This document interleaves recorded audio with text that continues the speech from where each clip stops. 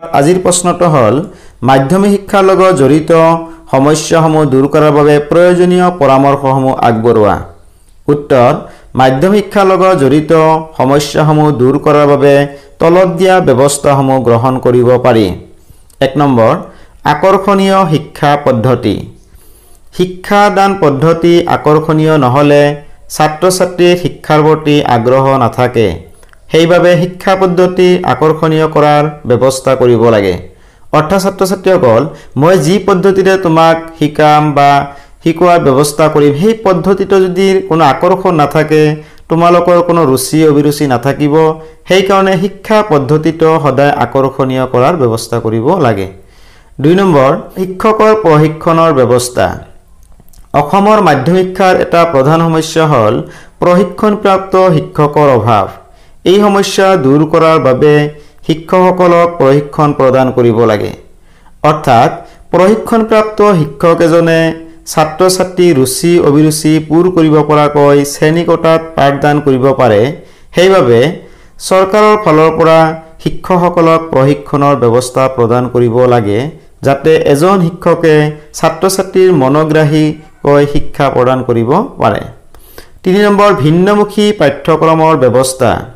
মাধ্যমিক বিদ্যালয়সমূহত ছাত্ৰ-ছাত্ৰীৰ ৰুচি অভিৰুচি পূৰণ কৰিব পৰাকৈ ভিন্নমুখী তথা নতুন নতুন পাঠ্যক্ৰমৰ ব্যৱস্থা কৰিব লাগে। মাধ্যমিক স্তৰৰ পাঠ্যক্ৰমৰ আমূল পৰিৱৰ্তন সাধন কৰিব লাগে।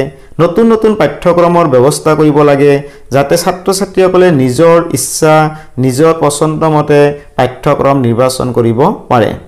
4 নম্বৰ, বৃত্তিমুখী শিক্ষাৰ প্ৰচলন।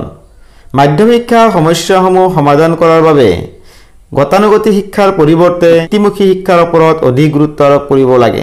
গতানুগতিক শিক্ষাই যিহেতু নিবনুৱা সমস্যা সমাধান কৰিব নোৱাৰে, সেইকাৰণে মাধ্যমিক স্তৰৰ শিক্ষা ব্যৱস্থাত গতানুগতিক শিক্ষাৰ পৰিৱৰ্তে ভকেশ্যনেল এডুকেশ্যন বা বৃত্তিমুখী শিক্ষাৰ ওপৰত অধিক গুৰুত্ব দিব লাগে, যাতে ভৱিষ্যত প্ৰজন্মই নিবনুৱা সমস্যাত ভুগিব নালাগে।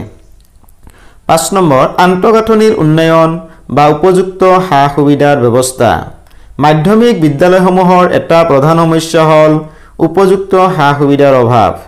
গতিকে উপযুক্ত সা-সুবিধাৰ ব্যৱস্থাৰ যোগেদি মাধ্যমিক শিক্ষাৰ সমস্যাৰ কিছু পৰিমাণে সমাধান কৰিব পাৰি। ছাত্ৰ-ছাত্ৰীসকল চোৱা, আমাৰ অধিকাংশ বিদ্যালয়ত আন্তঃগাঁথনিৰ অভাৱ, ছাত্ৰ-ছাত্ৰী অনুপাতে শিক্ষকৰ অভাৱ বা ছাত্ৰ-ছাত্ৰী অনুপাতে শ্ৰেণীকোঠাৰ অভাৱ, খোৱা পানীৰ অভাৱ, এইসমূহ সমস্যা সমাধান কৰিহে মাধ্যমিক শিক্ষাৰ ব্যৱস্থাৰ উন্নতি সাধন কৰিব পাৰি। 6 নম্বৰ পইণ্ট, শিক্ষাৰ মানদণ্ডৰ উন্নয়ন।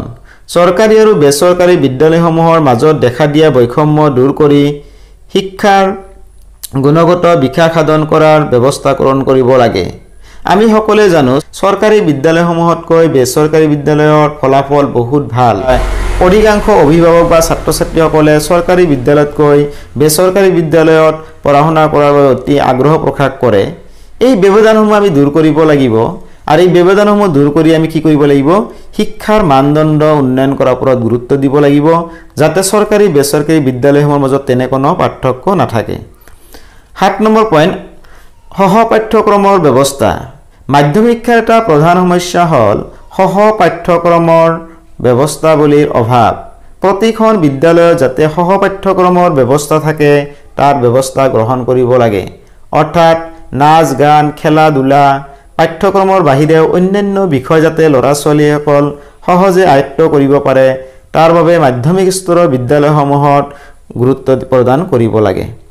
এনেদৰে মাধ্যমিক শিক্ষাৰ লগত জড়িত সমস্যাসমূহ দূৰ কৰাৰ বাবে আমি বিভিন্ন ধৰণৰ ব্যৱস্থা বা উপায় গ্ৰহণ কৰিব পাৰি।